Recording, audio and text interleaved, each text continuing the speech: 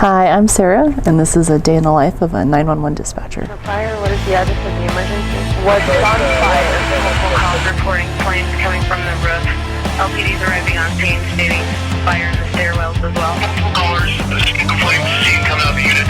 Household parties trapped. There's an older lady that lives there. She's not seen. Right, medium-sized, two-story multi-family. We have smoke and flame showing. Alpha side. I'll be assuming command room in the offensive strategy. We do have extension to the second floor.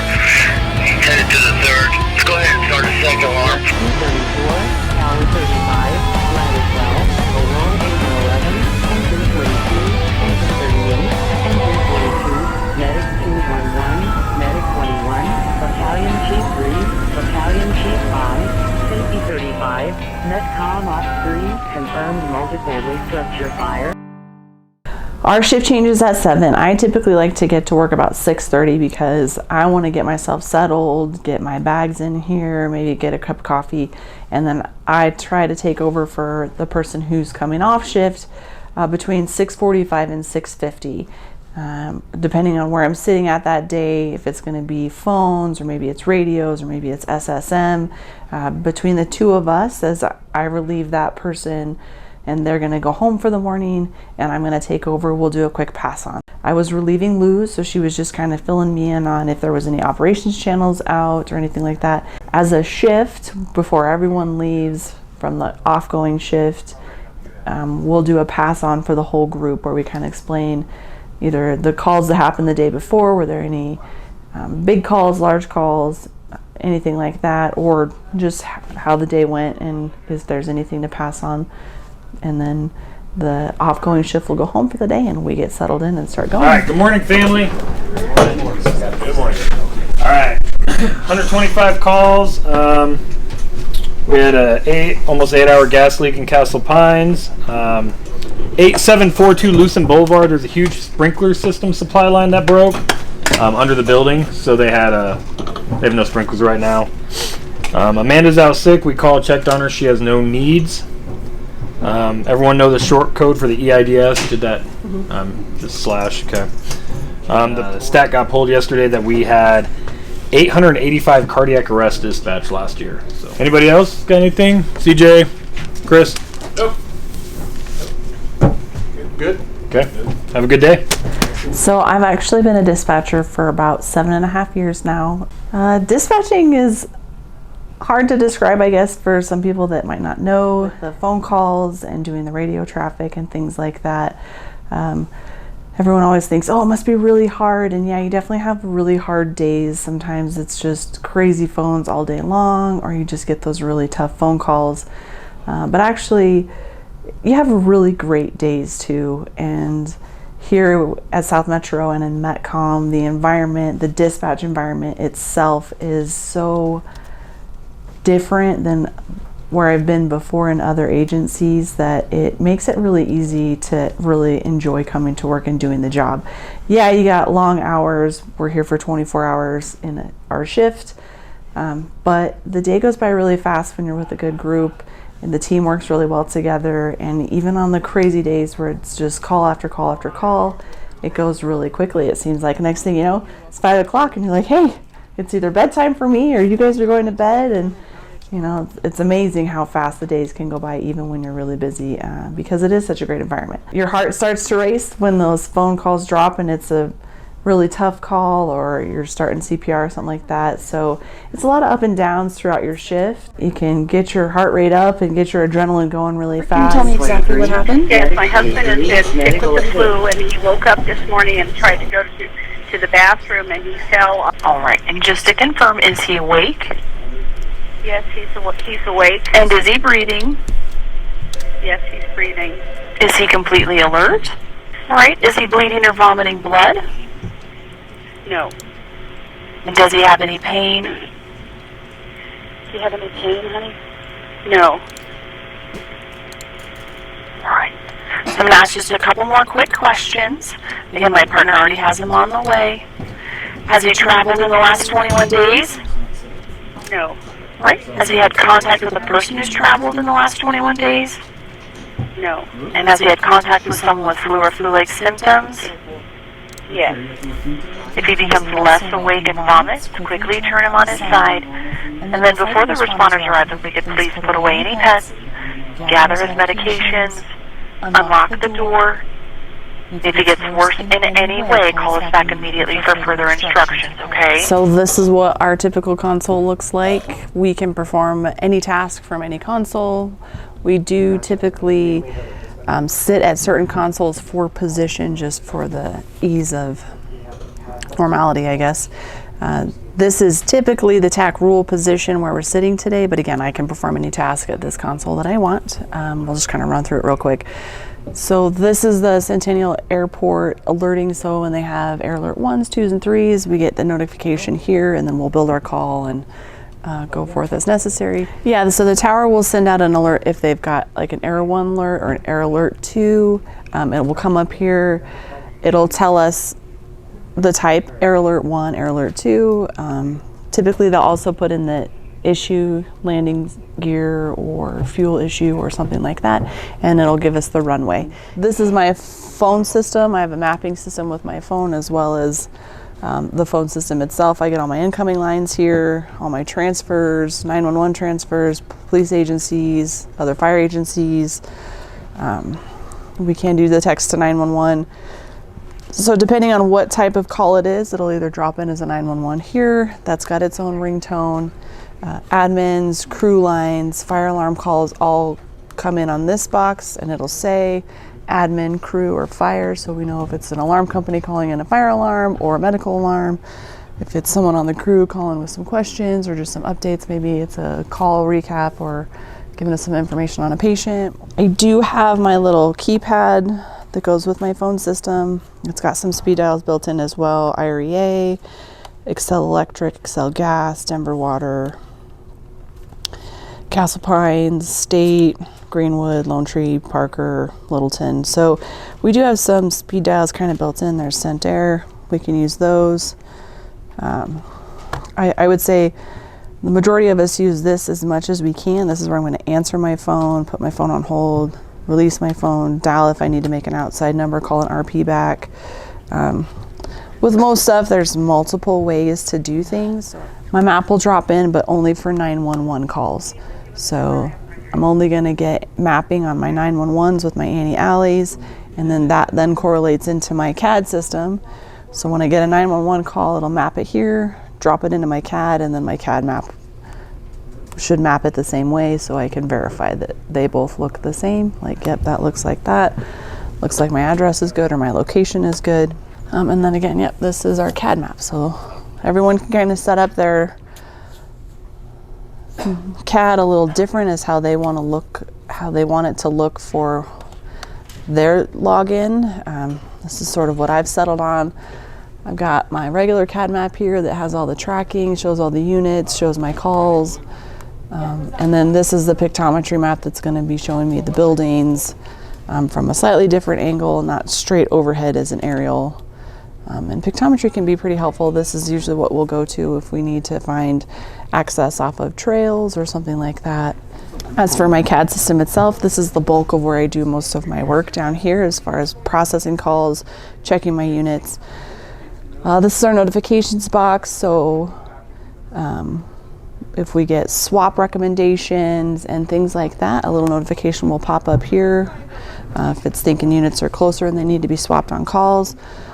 If there's words that are dumped in, sometimes on the CAD to CAD calls with law, they may put in some notes that have some priority type wording, like weapons type notes or drugs or something like that. Then you get little notes and messages here.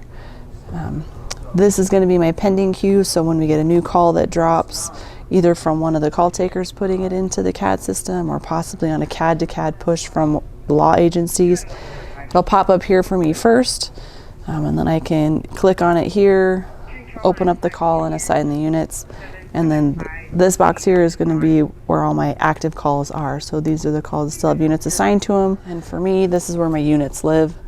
So these are all my medic units that I have either available or actively on a call or still working a call. This is going to be all my suppression units, my battalion chiefs, my safeties. They're all going to be in this box for me, it just worked better to kind of keep them separated out. And then this is all my out of service. So over here, I've got my admin style computer. This is where I get my emails. I've got access to Google and things like that if we need to. So I keep my EM resources up here. That's going to be like all the hospitals in the area, if they've got any kind of psych advisories, ER diverts, things like that. That's where I get that information. So here I would get to my weather application as well. So that's where I can pretty much see the whole metro area. There's different weather stations throughout, and some along I-70 for the eastern departments that we dispatch for. I could listen to any one of these radios channels. The ones that are green highlighted with the white background are the ones that I've got coming through my headset. So those are the ones that I have in my ear at all times. And then the blue ones are going to come out of my speakers. So this one is specifically for MetroNet. This unselect is every other blue channel that I don't have highlighted in green and white. And then this would be my West Douglas stations. If I didn't have them selected in my ear, then they would come out specifically this speaker. And we kind of broke up the speakers in such a way that, you know, again, we can set up our desks how what works best for us as we're the dispatcher sitting at the console. So if I want to keep my West Douglas here, you know, turn my unselect down. I've got my selected channels here. So when I'm on the phone, let's grab that 911. South Metro Fire Rescue, what's the address of your emergency? You're at Mountain Vista High School. What's the telephone number that you're calling from?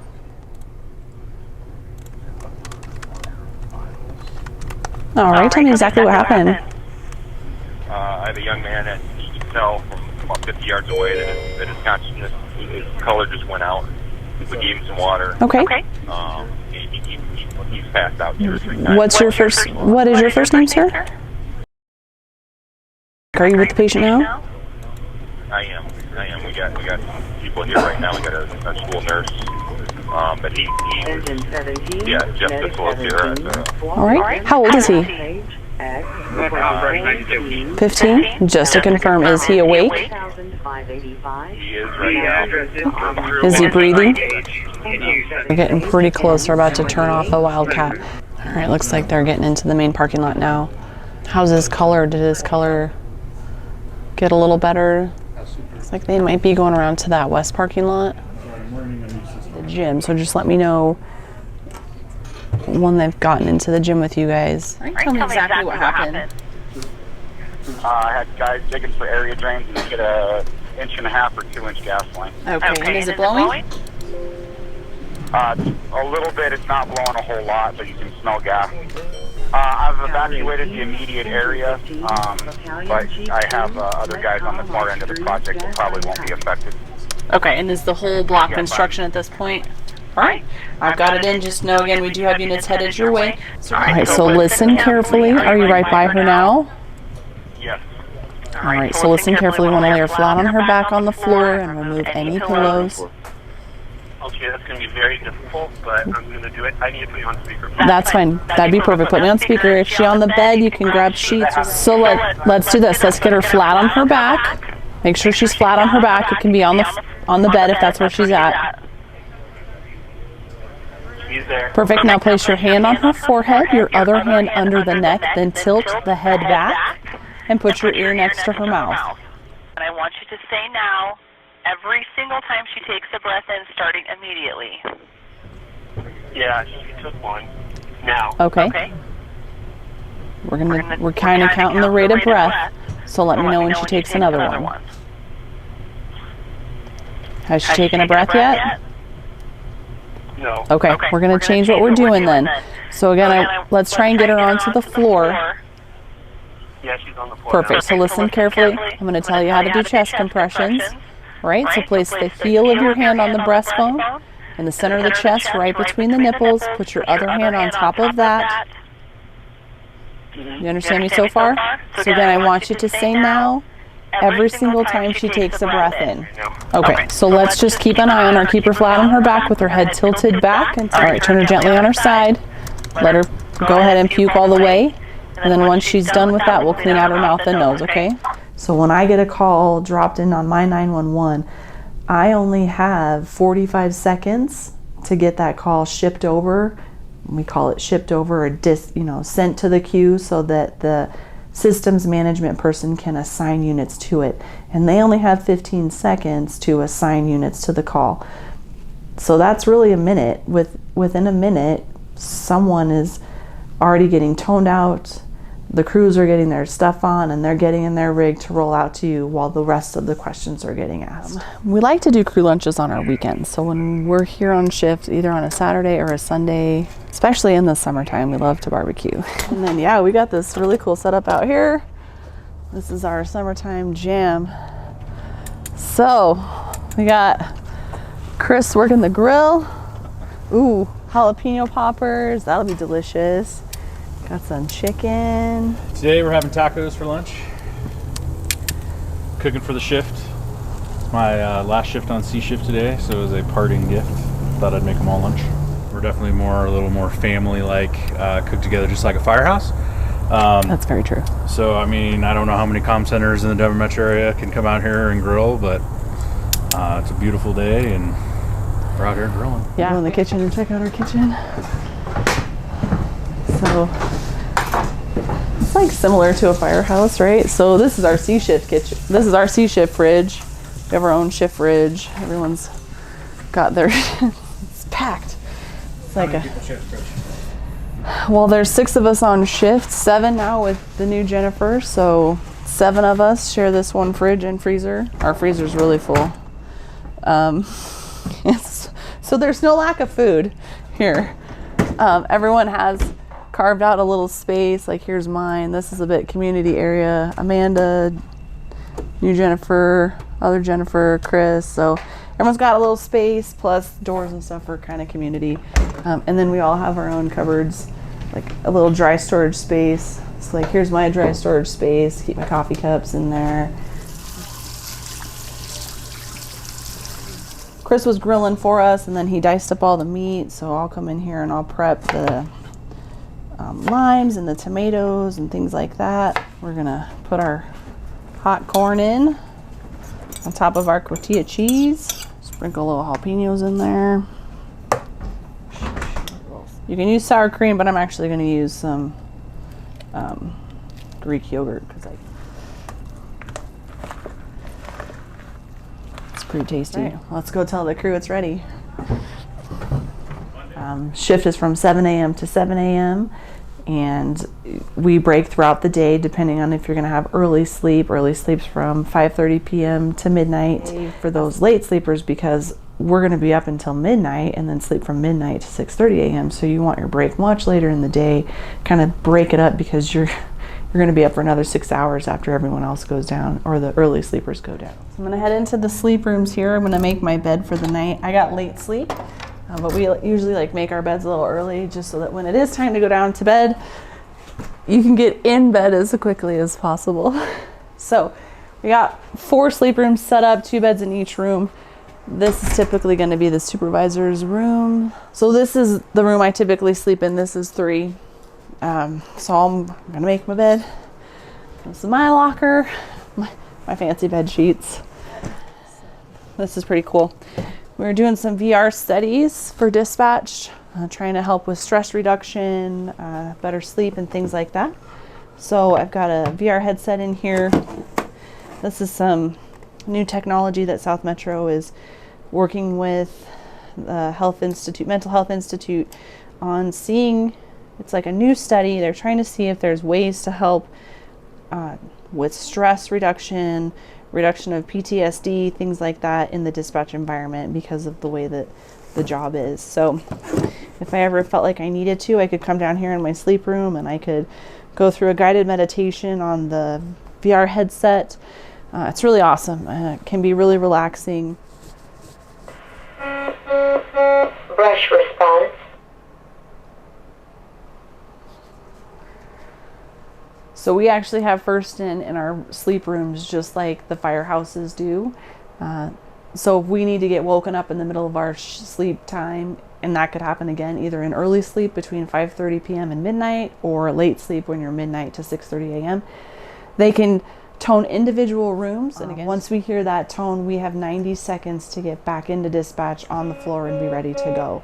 And they'll tone us out when they've got a big incident, structure fires, if a brush fire broke out, they need people on the floor, inundated in phone calls, could be really anything. So at South Metro, we have the added advantage, especially us in MetCom, to be right down the hall from this amazing workout facility. It's actually right next to our wellness department. So if you guys, anybody needs physical therapy or just training tips or anything like that, wellness is right next door. But we have access to this gym 24 hours, really. I prefer brighter, hence why I put my light on. After hours, like once it gets dark and stuff, it feels like night. I prefer it a little brighter, but a lot of people like it darker. So I use my light. Because we do so much at our desks and work at our desks, most comm centers, but definitely here at South Metro, we have very ergonomic desks to help us with that, being comfortable at our desk. I can raise it up if I want. I'll show you what it looks like when you raise. Whatever height is best. I can bring it all the way up and I can stand up if I want to stand up during my shift. I can drop it really low, so it's really designed, and the back goes up as well. So if I want my computer screens higher, or if I want to, if I'm like having some issues with my neck or something like that, I can drop my screens down a lot lower, so I'm not sitting up and viewing it like that. So these are amazing. The desks are awesome. We've got some heaters underneath our desks because we have to have the air on in the comm center pretty much all the time because of all the computers and hardware that's in the room itself. So it can get pretty cold in here. So having heaters underneath to help be comfortable. And then our chairs are actually 24-hour rated chairs. So these are designed specifically for dispatch and things like that, since someone's going to be in the chair presumably 24 hours a day, 7 days a week, year in and year out. So we've got these really fantastic chairs. They've got lumbar support. We can pump up, pump down if we need.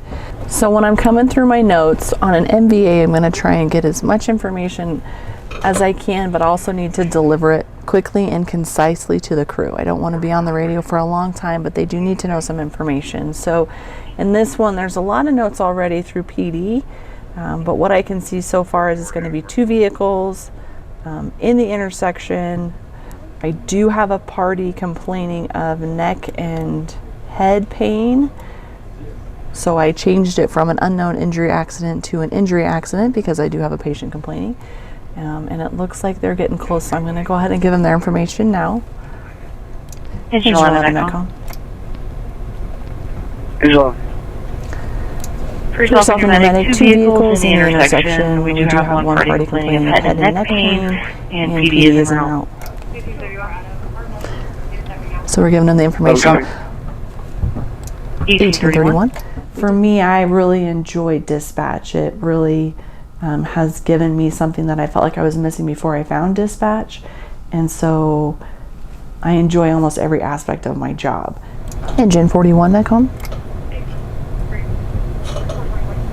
So yourself and your medic going on a 2-vehicle NVA Honda CRV versus a truck. We do have one party complaining of whiplash, ETOH possibly involved, and we got Parker PD en route.